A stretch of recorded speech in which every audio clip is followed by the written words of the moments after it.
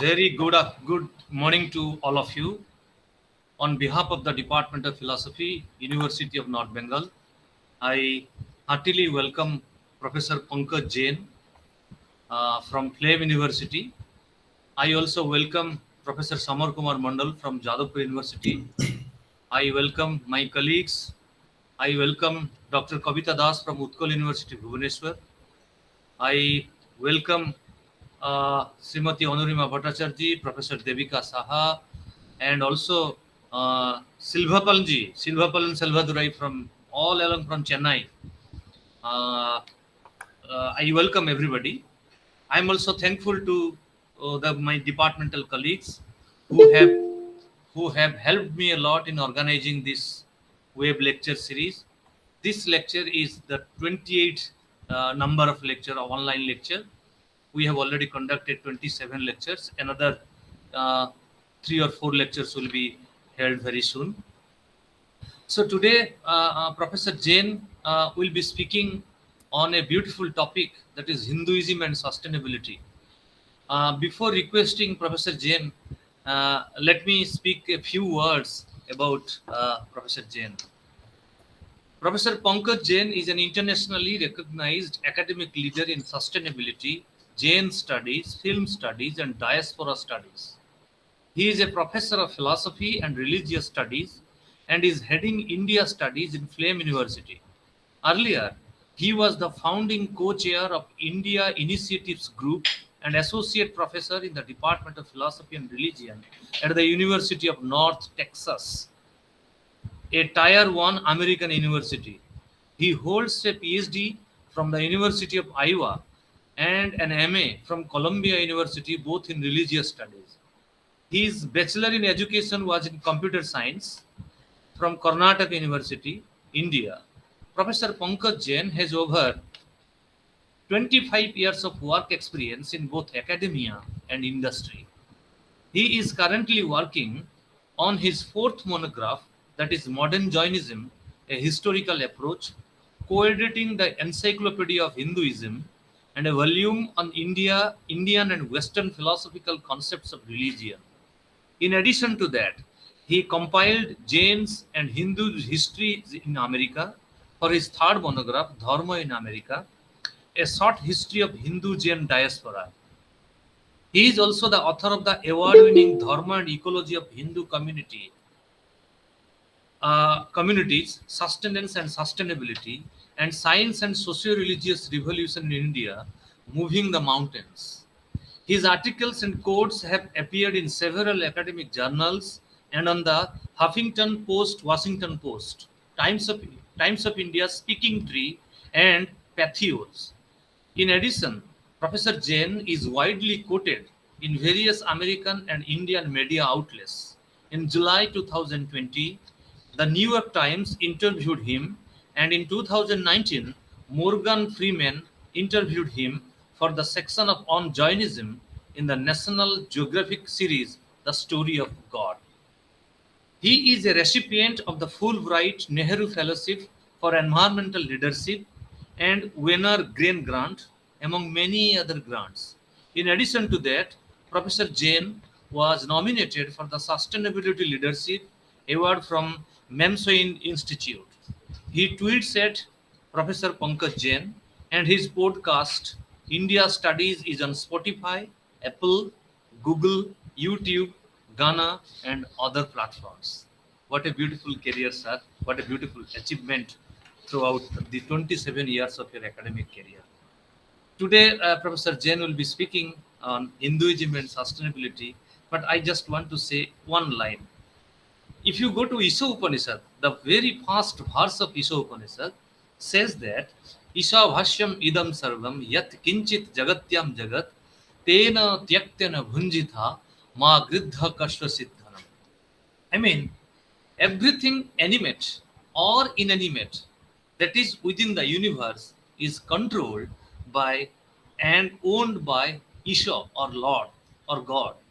One should therefore accept those things necessary for himself, tena tyaktena bhunjita, which are set aside at his quota, and one should not accept other things knowing well to whom they belong. Tena tyaktana bhunjita ma gridha kasya siddhanam.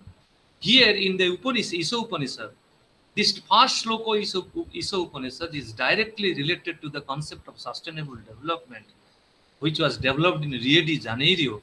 And also this traditional, this concept of sustainable development also developed from the traditional economics from Adam Smith to the present day developed by Amartya Sen.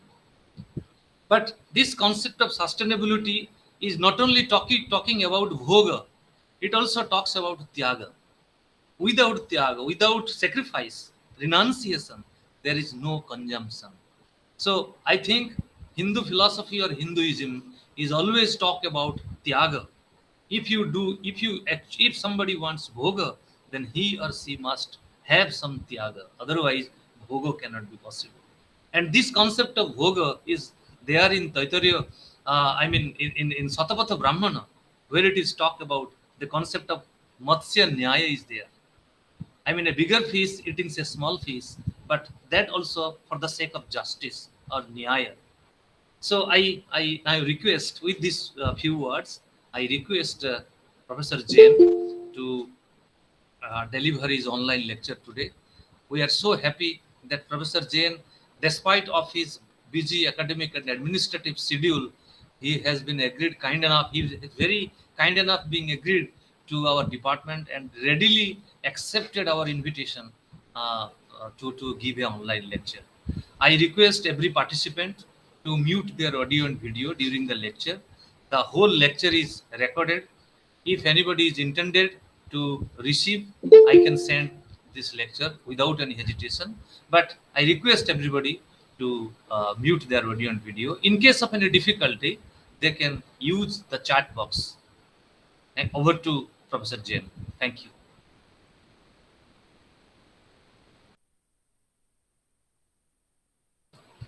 You are muted, sir.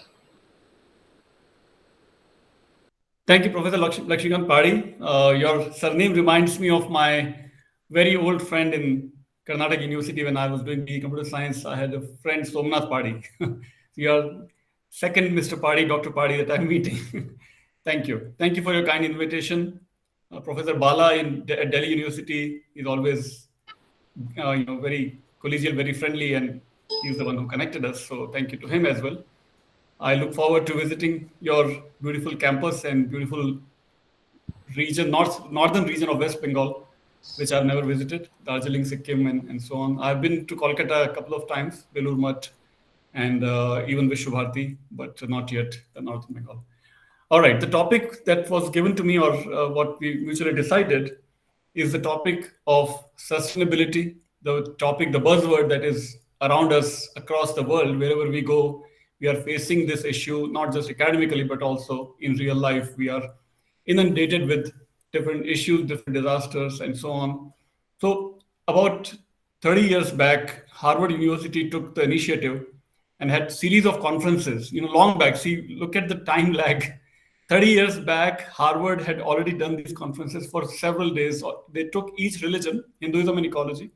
Then they took Buddhism and ecology, Jainism and ecology, Christianity, Judaism, Islam, indigenous traditions. They did the conferences, came out with great volumes published by Harvard University Press. So, but the issue is so relevant. So it's a burning issue, one of the burning issues of our times, especially after COVID. We are even more aware about the connections between climate change and pandemic and so many food choices that we make and so on. So topic is extremely relevant, and I hope that what I present today, based on my research over the years, some of the PhD students, especially master's students, MA, MPhil students, will take these topics, these issues, and deal with these issues head on, not just academically, but also in real life.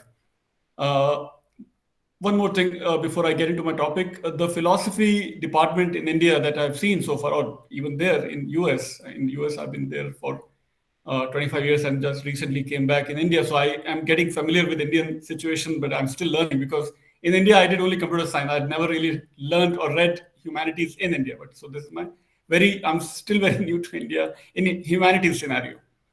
What I suggest, what I would request to your students especially, is that they think of their research topic beyond philosophy. I think it's easier and comfortable to do your research sitting in library, sitting in your room, sitting in your office, comfortable armchair research can be done very easily. But I invite them, I encourage them, I even challenge them mildly that they look beyond philosophy and they go into the field work and combine the philosophical. So, for example, Professor Padi just shared with us probably one of the most famous Upanishadic verses, Ishavasya Sarvam, and so on. But how do we see that verse in real life? Can we go to any part of India, Bengal, maybe Sundarbans? How can we connect that verse, Ishavasya Sarvam, to some communities, some people in real life, in real world? Are any people actually living by those principles? So what I'm suggesting is that if you combine philosophy and religious studies is a recent, relatively new department in America and Europe, but in India also hopefully it will come. So in religious studies, we do comparative study of all the religions of the world. Right? So philosophy of religious studies is kind of can be a very theoretical research topic, but how do we combine that with anthropology? If you're not finding evidences of these great ideas, Mahavakyas in Vedas and Upanishads, then our research effort, in my humble opinion, is not complete, because theoretically anything can be said by anybody. Where is the practical relevance? Where is the practical reflection? So I think Bengal, your region where you are located, I think it can be beautiful gateway of proving in real life that these are not just Mahavakyas, these are the daily realities of India. So I'm reminded of, because you're in northern Bengal, I'm reminded of another documentary. What was it? Wild India or something. India the Wild or something. Some documentary I was watching in the US, in Dallas, where I was for many, many years. And in that, they showed that in Bengal, there are some regions where hundreds of elephants roam around freely. I mean, you have to tell me the real. I've never been to northern region of Bengal.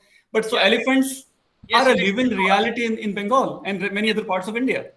Yeah, it is in the north. Sundarbans, the greatest example from Bengal that, in my humble opinion, is Sundarbans, which, to my very limited knowledge, I've not been to Sundarbans, but what I've heard about Sundarbans is that there are man-eating tigers, cannibals, in Sundarbans, and yet Hindus and Muslims and tribals, whoever is living in those areas, will rarely, if ever, go and attack or kill or hunt even a man-eating tiger. Even though tigers can eat humans, but humans will rarely kill them back. But I mean, this is all what I've heard. This also came from another documentary, and it was also a news report on NPR, National Public Radio of the United States. Just as we have Doordarshan and Akashvani in India, there we have in US PBS and NPR. So NPR published a report because actually somebody called me from NPR and they were looking for ecological examples in India, and I gave them Sundarbans example. What I've heard is that there is Bon Bibi. Bon means forest, Bibi means Devi, I guess, forest goddess in Sundarbans. So Hindus and Muslims, even Muslims, do not kill the wildlife there in Sundarbans, and they don't they don't cut a tree also. So all these things I've heard. So I would love to connect. I would love to see some students making these connections between Ishavasya Upanishad, Ishopanishad, and these living laboratories of ecology, living laboratories of biodiversity. India is such densely populated country, as we all know, 1.4 billion people in such a condensed land. The land that we have in India is 1/4 of the land in US, where I was living for so many years. And the humans that are living in this 1/4 land compared to US, 4 times the more humans in 4 times less land that we have.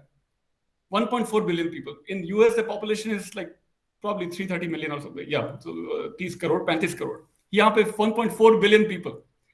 4 गुना ज़्यादा लोग, 4 गुना कम land. Still, we, for the most part, will live harmoniously. India is the only land, except Africa, where we have elephants that I just mentioned, tigers that we all know in Sundarbans and other parts of India. We have rhinoceros, just the neighboring state of yours, in Assam, which I visited a couple of years back. We have lions in Gir forest in Gujarat, which I visited last April. So India may be the only place in the world, except Africa, of course, where despite 1.4 billion people, we have sustained living with these so many beasts among us, elephants and rhinoceros and tigers and lions and whatnot. So what is it that lets these large beasts, large mammals live with us largely peacefully? Yes, of course, there might be some examples where some people might go and poach and hunt and kill some animals. I'm not saying everything is perfect, and nobody is perfect. Nothing is perfect in this world.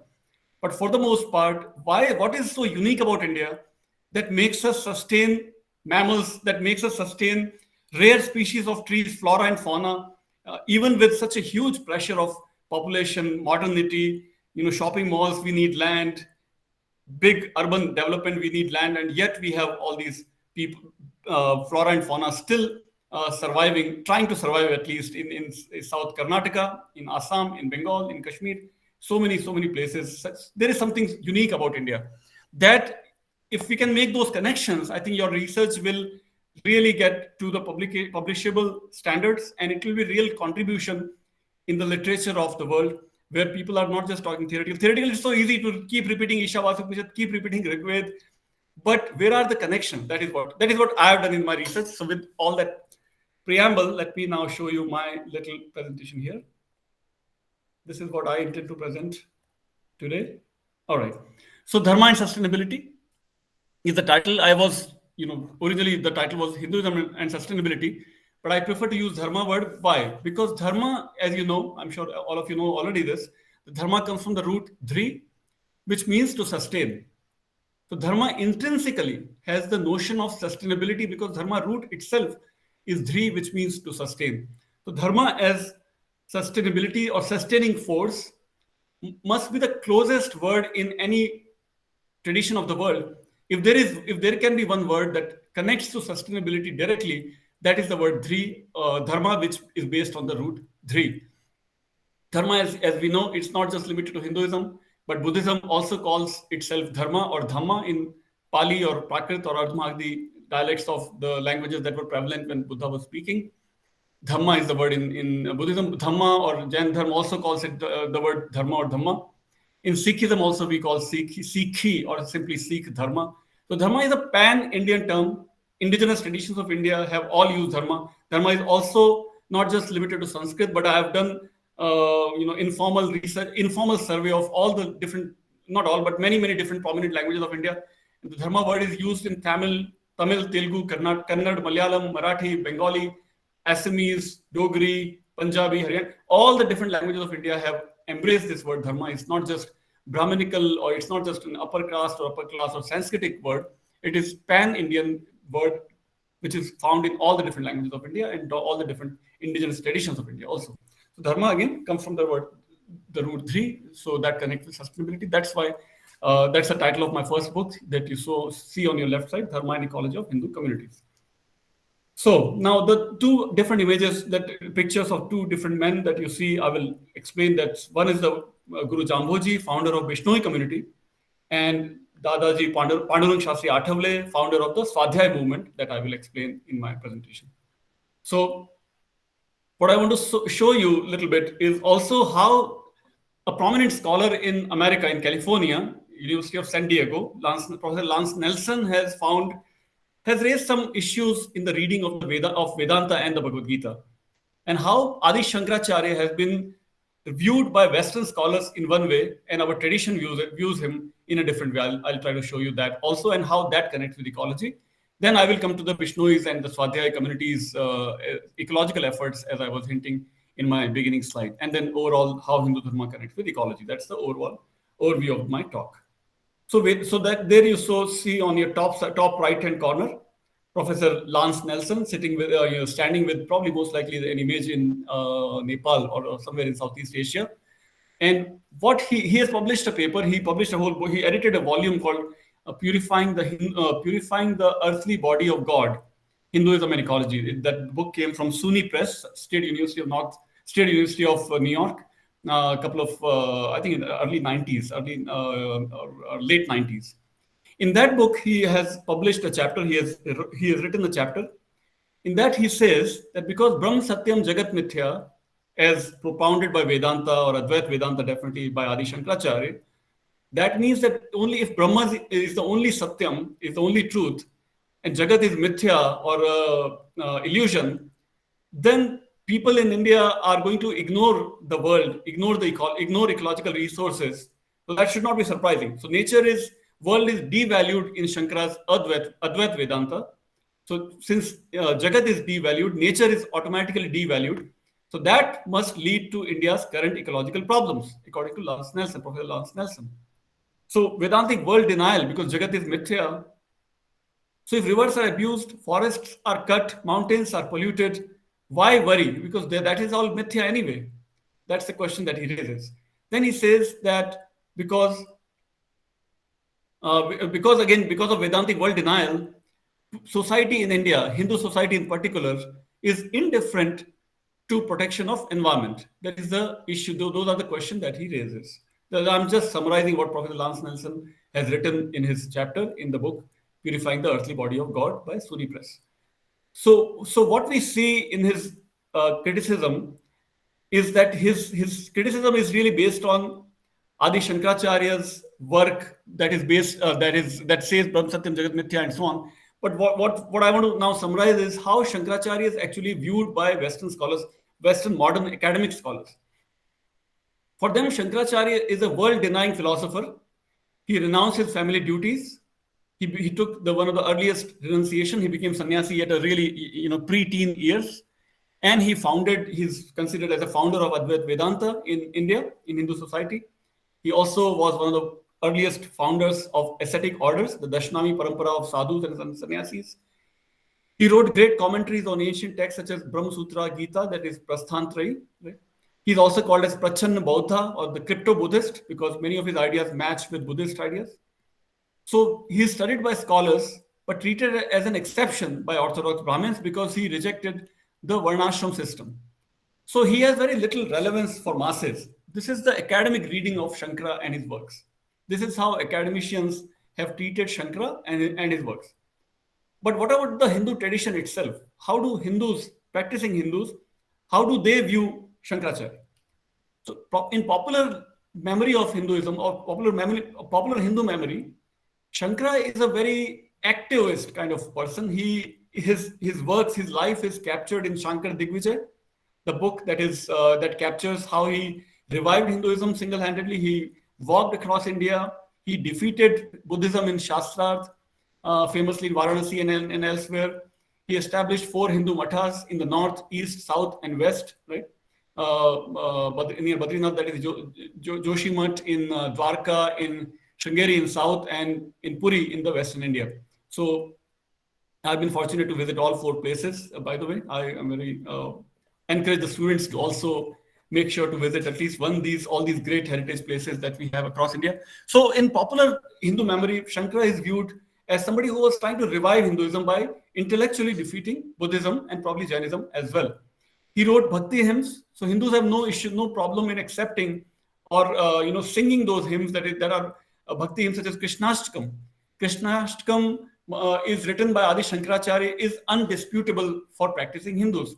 So Shankaracharya is viewed as somebody who combined Gyan, Karma, and Bhakti.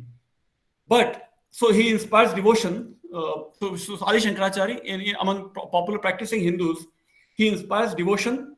He inspires social activism, socio-religious activism, and world affirmation in Hindus, not nature devaluation or world devaluation.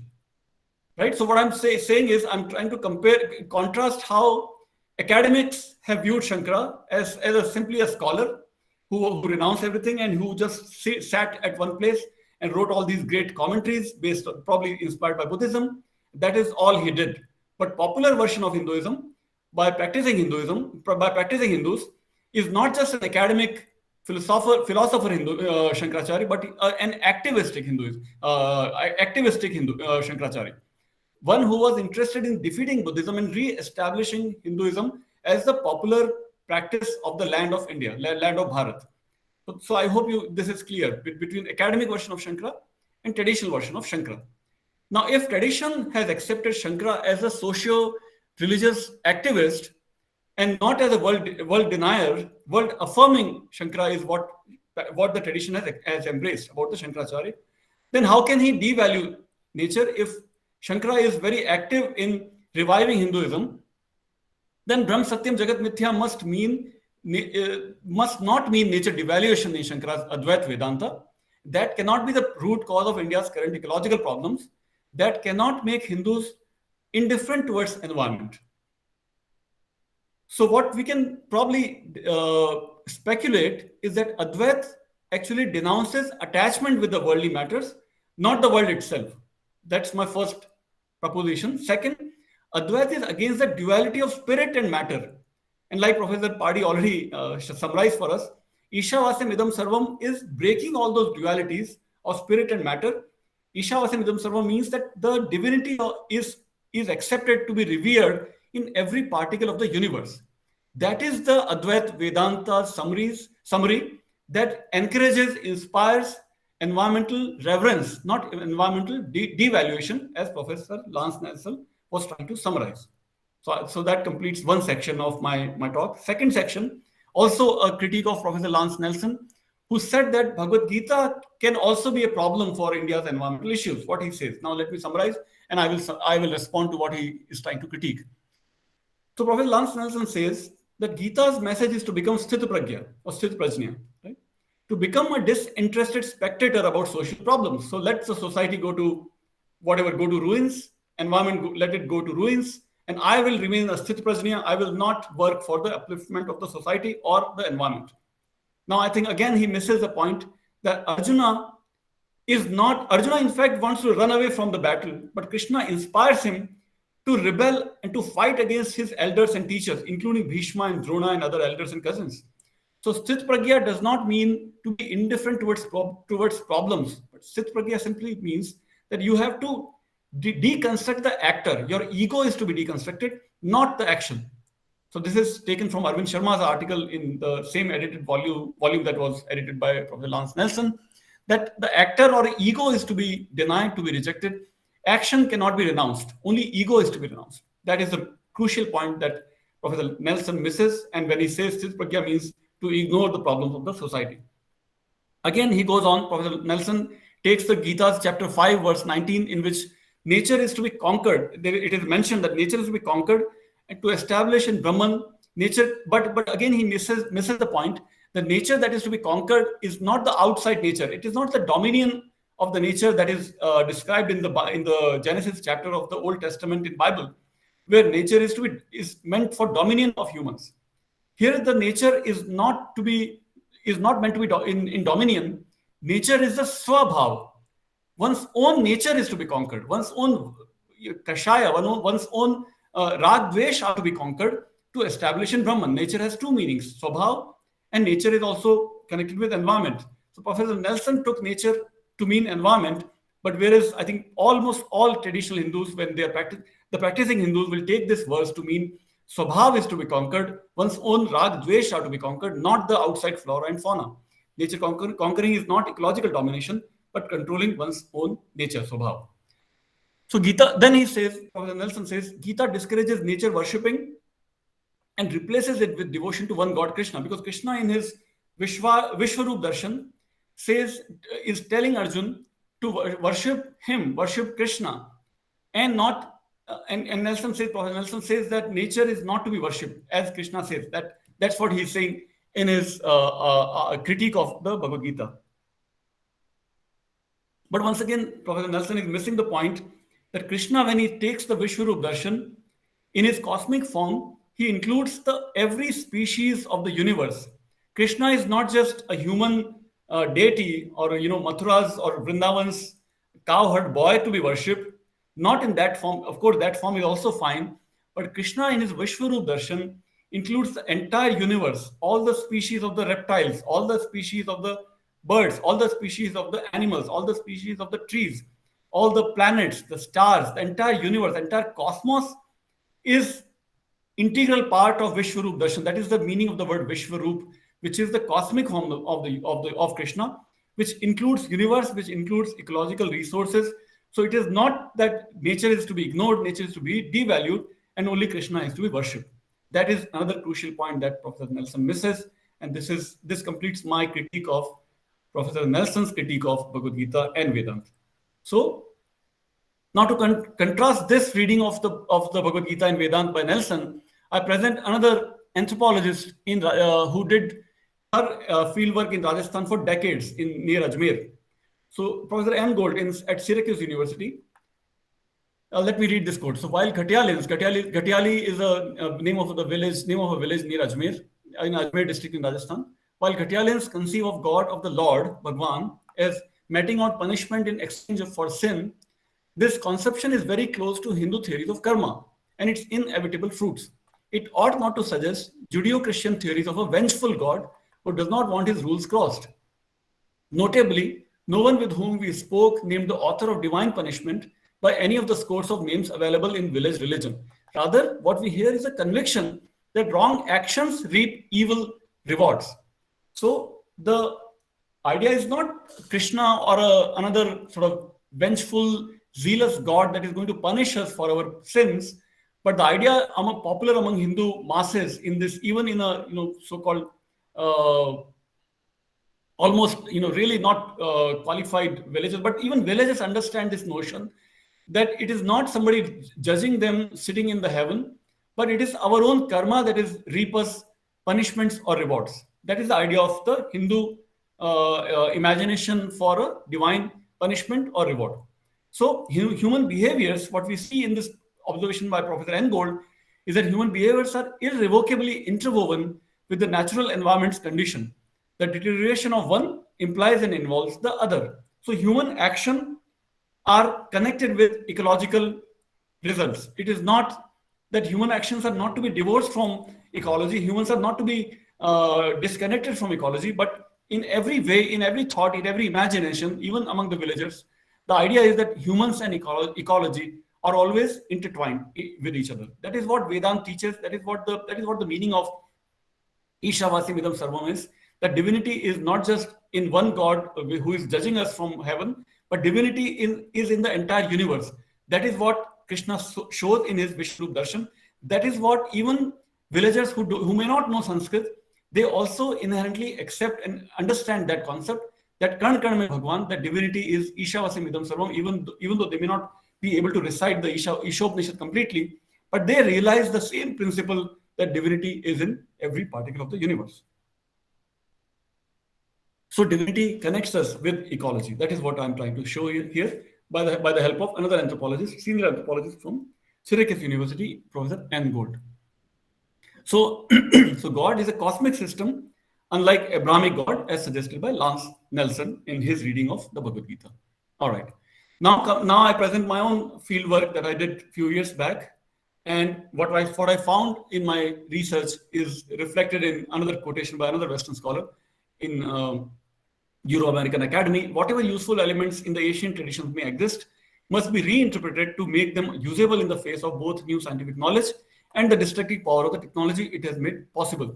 So what is happening is that we have in India and China and Africa and many other non-Western traditions, there are many such useful elements, like I was giving you the example of Bon Bibi and elephants in Bengal, or the example that I'm going to present now, are all hidden or interspersed among within our cultural traditions.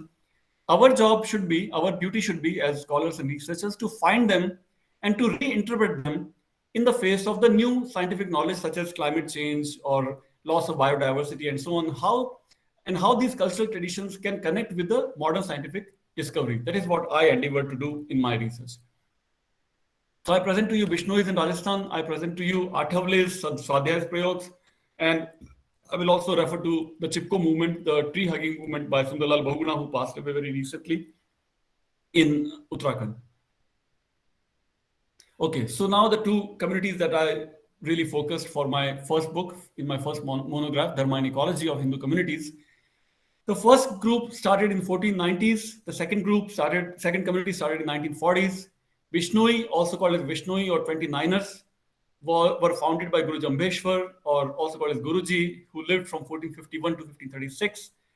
Swadhyaya, which means the self-study movement, one of the new religious movements started in 20th century.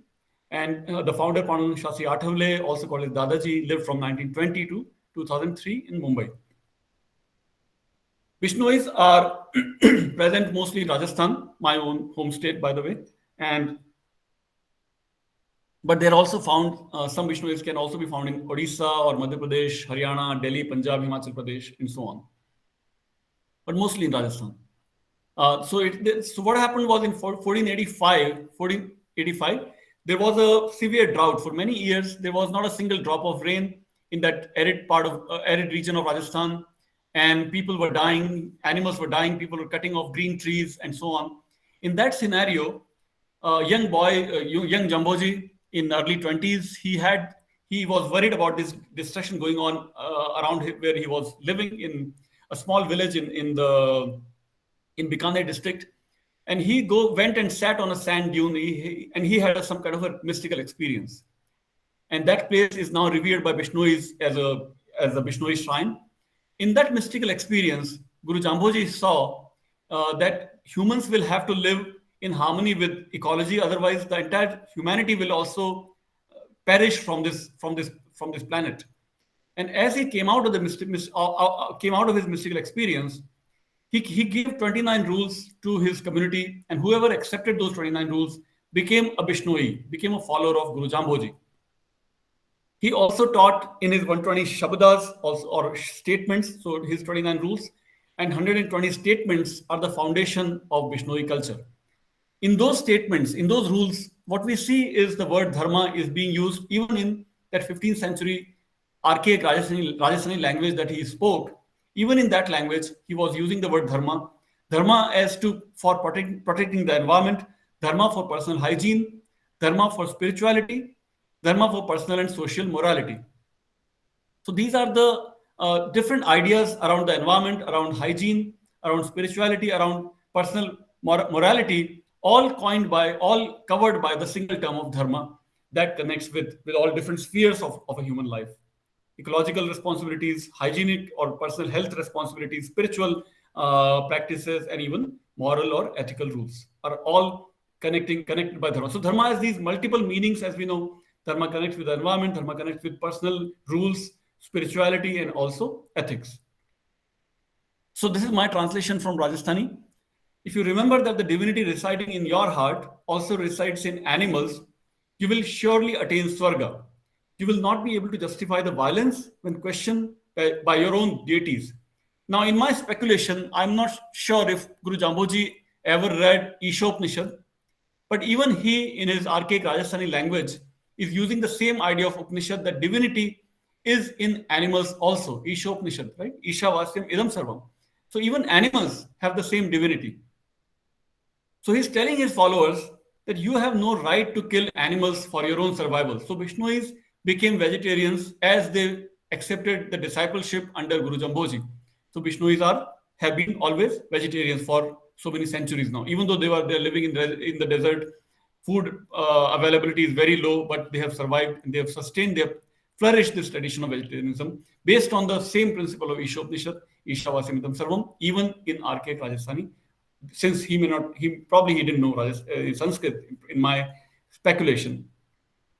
So teaching and saying is one thing, but doing is another thing. So he also did these things as he lived. He created these water harvesting sites. He planted thousands of trees. He created animal and bird sanctuaries. So again, with the same idea that water is also divine, trees are also divine, animals are divine, birds are divine, because they all have the same element of Isha Vasyam Idam Sarvam. Everything is divine. So let's protect them, let's defend them, let's not harm them, let's not hurt them. That is the environmentalism of Bishnoi Guru Jamboji. In 1730, probably world's first environmental violence happened. What happened was that soldiers, a king of Jodhpur, Maharaja Ajit Singh, was trying to construct a large palace. For the palace, he needed some fuel and firewood. So his soldiers knew that they can find this firewood nowhere else but in the Bishnoi villages, because the desert has only oases that can be found in that near Jodhpur are the villages of Bishnoi, because Bishnois have been protecting their trees as taught by their founder Guru Jamboji. So soldiers reach a village, Khejarli village, and they start cutting trees. So as soon as that starts happening, Amrita Devi, one of the Bishnoi women, she comes and hugs the tree of Khejarli. And as she hugs the tree, soldiers in their mad rush to get the tree wood they kill her, they cut her, and they kill her. As Amrita Devi falls, almost 363 Vishnoi men, women, and children also die in solidarity with Amrita Devi and as their mark of protest against the soldiers who were trying to cut these trees. So this is the first, probably world's first such sacrifice done to save the trees, done to save the environment, and that's as exemplified as role model by Amrita Devi and other Vishnoi people. And that story is now a popular children's book also in America. There's People Who Hug the Trees, based on the Bishnoi people, written by Deborah Lee Rose, and that is made based on the story of Amrita Devi. So Amrita Devi has become a legend now that is popular across the environmental literature across the world now, as that's what I'm trying to show here.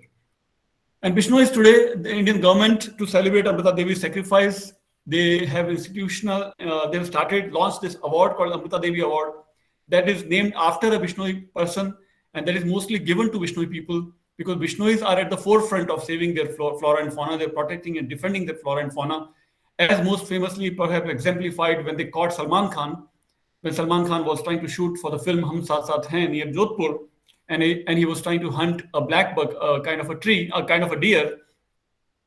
Bishnoi people being so alert about this kind of violence, they rush to the spot, catch Salman Khan, and Salman Khan is still fighting that court case in the court of Jodhpur in Rajasthan. So that's another example of Bishnoi activism to protect their flora and fauna.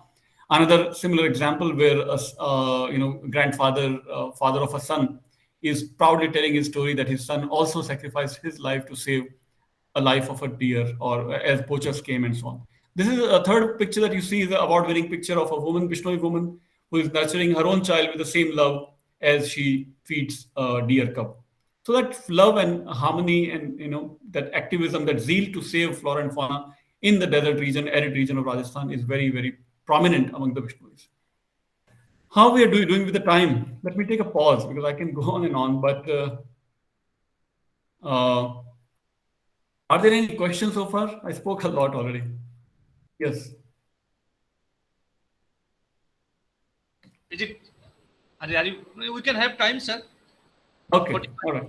Should I continue? There's a lot to cover, but I would. Okay, fine. Let's keep going. All right. Okay. Another 5 to 10 minutes, no problem. Okay, 5 to 10 minutes, right? So, 1 second. So I'll go to my concluding thoughts because otherwise it can be really, really long. Basically, what I'm saying is, all right, let me show you this. Okay.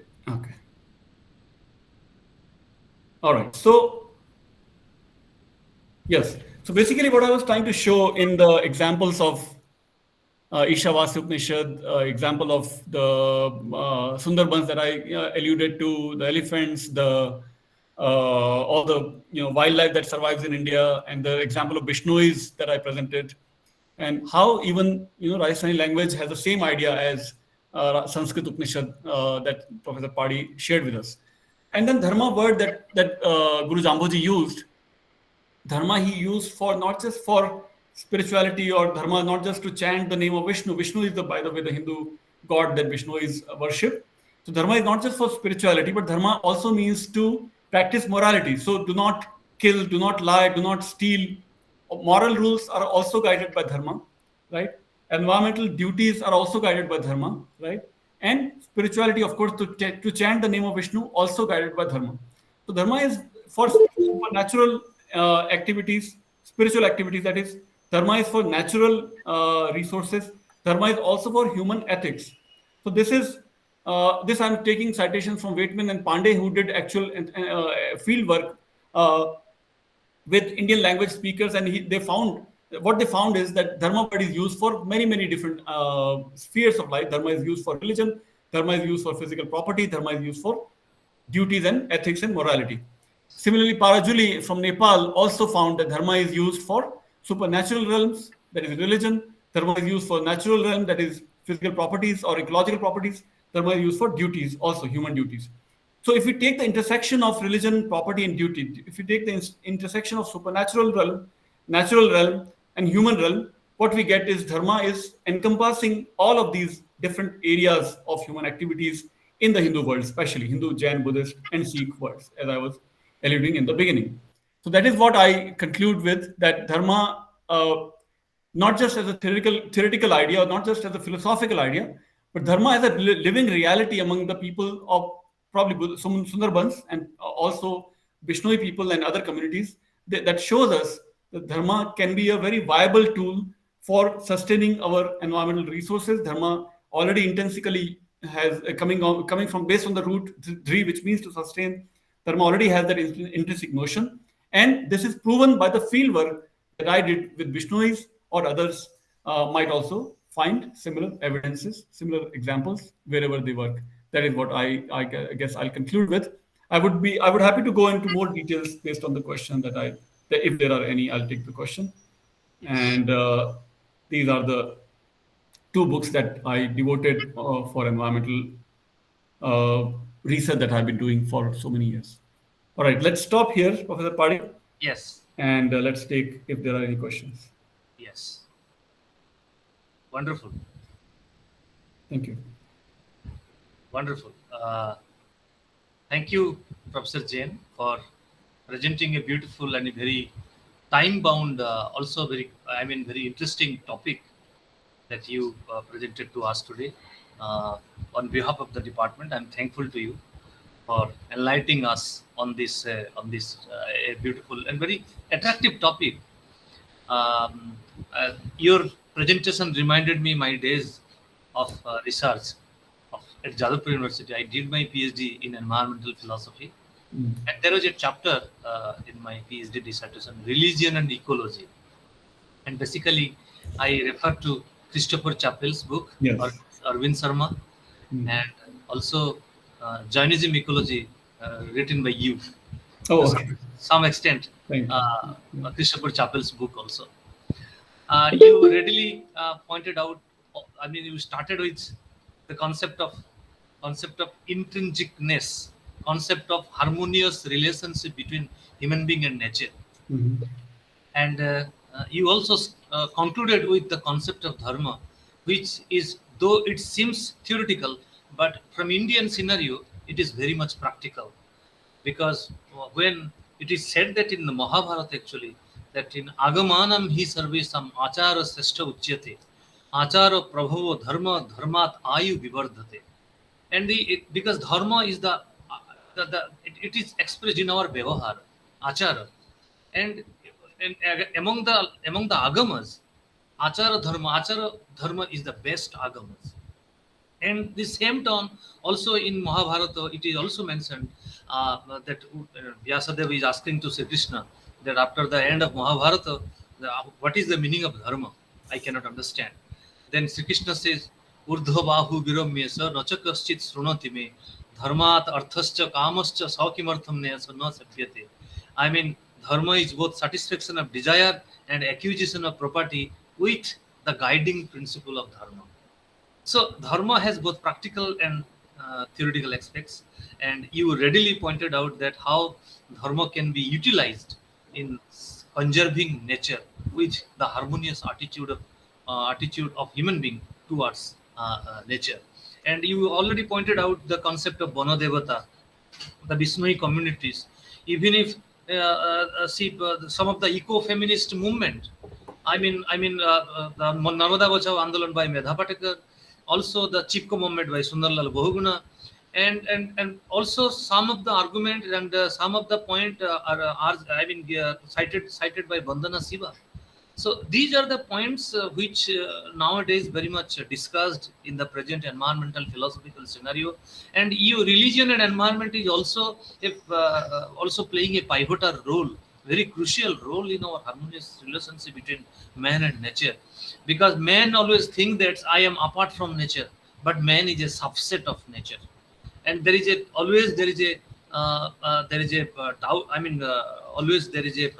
conflict between anthropocentrism and non-anthropocentrism, and religion solves that problem, and Hinduism is playing a vital role. But Christianity, we can find that in Lynn White's book, that article in Science, the historical roots of our ecological crisis, and Lynn White is saying that it is religion which is the cause of all ecological crisis, and Christianity proved that but in old it was all that was available in Old Testament. But New Testament is talking about harmony, love, sympathy, which but in Hindu philosophy or Hinduism, specifically Upanishadic tradition and Vedanta, to some extent Shankaracharya's Vedanta. So you critically analyzed that how Nelson has been criticized Vedanta and Upanishadic's view that these are theoretical but not practical. If we at all practice that Upanishadic view, then there will be a new light,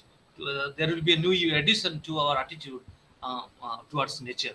That is a very beautiful topic, and you concluded with dharma, and that dharma actually basically dharma has three functional roles: dharma in the society, and the individual, and dharma by an individual. So if we consider these three aspects of dharma, then I think all ecological problems will be solved, and religion definitely will play a pivotal role, crucial role in solving environmental crisis. And also it preserves the very nature of sustainable development, which was already there in Isha Upanishad, and present day Amartya Sen is doing, from Adam Smith to Amartya Sen, and in between Bernard Williams, because people are doing a lot of works in this area, but religion definitely it solves all kind of problems. Though people are saying that religion can may provoke some kind of problems, but from my view and from your presentation today, we can see that religion can solve environmental crisis, and religion can play a important role in sustainability, because there is a difference between sustainable development and sustainability. So now I thank you, Professor Jain, for your wonderful lecture. I now request my colleagues and participants to start the interaction. Questions has to be very brief, because we have to finish within 1 hour. Professor Jain is very much busy. Question has to be 1 line or 2 lines question. If comments, we can take up later, but I now request the scholars, those who are working in this area, they can ask some questions, but to be very brief. Now over to the participants.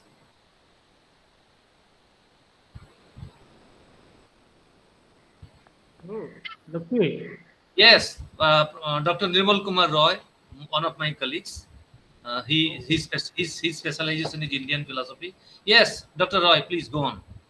Okay. So first of all, I'd like to convey my thanks to Professor Jain. Really, it is very good lecture, I think.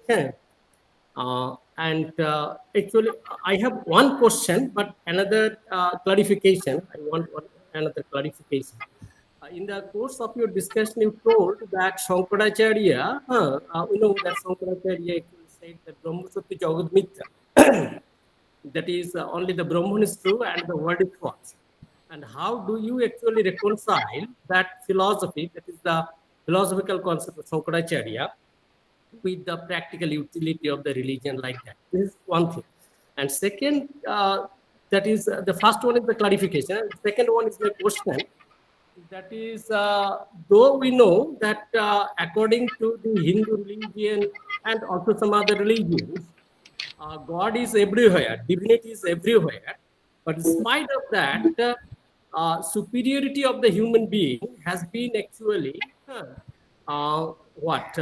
declared.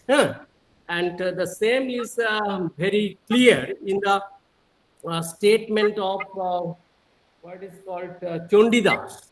সবার উপরে মানুষ সত্য তাহার উপরে নাই. So man is actually, though divinity is everywhere, in each and every particle of the world, but in spite of that, we have to keep in our mind that man is superior. Now my question is that if I think myself to be superior, then from the very concept of superiority, I may think that is the very tendency of abusing the nature now automatically comes. So what is your response to it? Okay, thank you. Yes. Good question. I'm not sure if I got the first part right, but second part, yes, superiority of humans, and at the same time, so humans are privileged in in Hindu tradition, even Jain tradition, and I think even in Buddhist tradition, because Buddha, even though he was born in different species, in different Jataka tales, but only in the human form he achieved the nirvana. Similarly, in Jain tradition, Mahavir was born as lion, but he was born as human being. Only then he achieves his moksha. In Hindu tradition, also human birth is really prized, really valued much more importantly than other species. But that does not give right to human beings to kill others. Even non-human animals are not to be killed for human survival. That is, I think, clearly highlighted when we talk of these topics such as Ishavasam Idam Sarvam, that divinity is not just within human beings, but for our. So I think it's a gradation that what they are arguing for, what they are advocating in our texts is that try to evolve, even though you may be born, even though you may have been given some privilege as a human being, but you are not different from others. If you are stuck with ahar, nidra, bhay, and methun, then you are as good as other non-human animals. Only dharma differentiates you from other animals.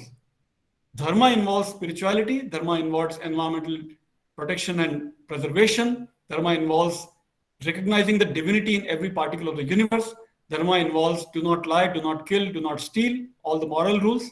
That is the only thing that really privileges you, makes you different from other animals. So I think that the answer is again in dharma. Thank you. Thank you. Thank you, Professor Jain. Sir, can I? Yes, Dr. Kavita Das, please. Thank you, sir. It is really a very informative and insightful talk. And myself, Kavita from Utkal University.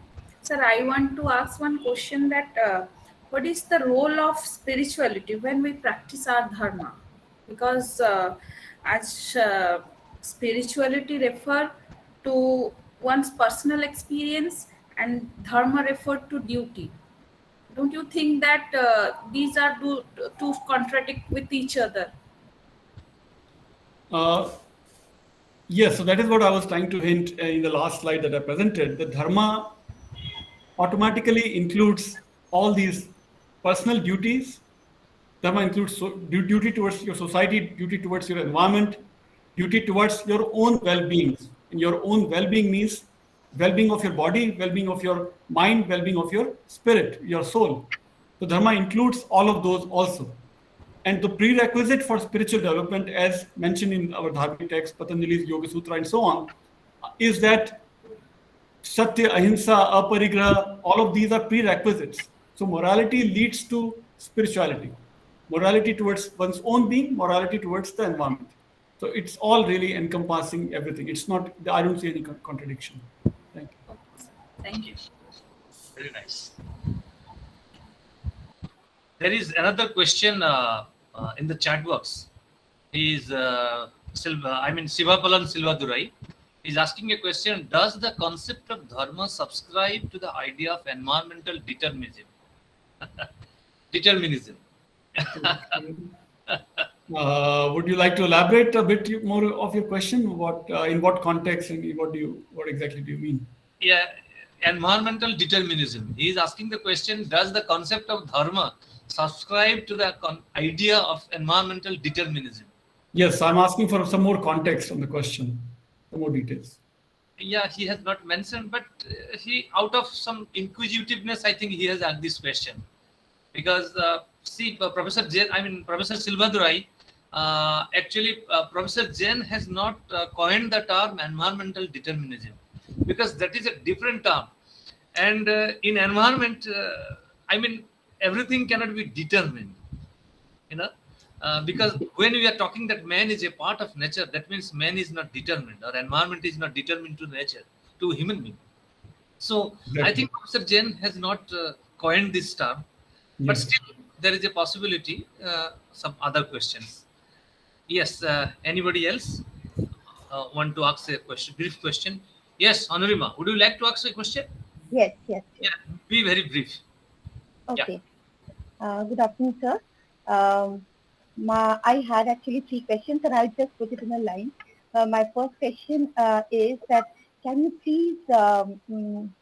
please explain the essence of divinity.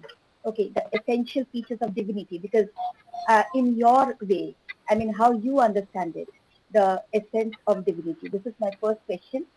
My second question is, Please supposing let me there take is one a by one, please. I will forget otherwise. Let me respond to one by one question. So, first question, let me respond. Idea of divinity. I think, to me, I think Professor Padi's, whatever I spoke for 1 hour, he already said in one line, Isha Vasim Idam Sarvam. That is my idea of divinity also, because that idea of divinity encompasses Hinduism, Buddhism, Jainism also. Although Upanishads we usually connect, imagine that Upanishads are Hindu texts, but even Buddhist texts would say similar thing in different language. Buddhists will say every particle of the universe is also divine, even though they don't accept the idea of soul or divinity, but they accept the idea of Buddha nature. Every particle of the universe is shunya, is empty. Because it is shunya and empty, it is Buddha by default. Since every particle is a Buddha, every particle becomes divine. So Buddhism also says jewel net of Indra. Every particle of the universe is divine because every particle reflects all the infinite particles of the universe, because everything is Buddha in the end. That is the Buddhist idea of divinity. Hindu idea of divinity already Ishavasi Vidam Sarvam. Jain idea of divinity is that Jains also don't accept any divinity, any god or so on, but Jains also say that every particle of the universe has a soul. Even fire has a soul, air has a soul, earth has a soul, water has a soul, according to Jainism. Since everything has a soul, everything also automatically becomes divine, even though it's not a god that is overarching god that is controlling the universe, but because every particle has a soul, including air, fire, water, and so on, that becomes divine also. So that is the idea of divinity. Isha Vasim Idam Sarvam, one line I'm taking, trying to apply in three different contexts: Hinduism, Buddhism, Jainism. Of course, Sikhism is a combination of Hinduism and Islam. Sikhism would also accept that Karn Karn mein Bhagwan, or every particle is divine. That is at least my humble idea of divinity. Actually, I wanted to know something else. I'm not saying that I have any confusion regarding that divinity is there in each and every particle. Okay, so the feature of divinity is intrinsic to each and every particle in the universe. What is the characteristic? What is how do you characterize divinity? I mean, I want you to understand that. Okay, so because there are different characterizations of divinity.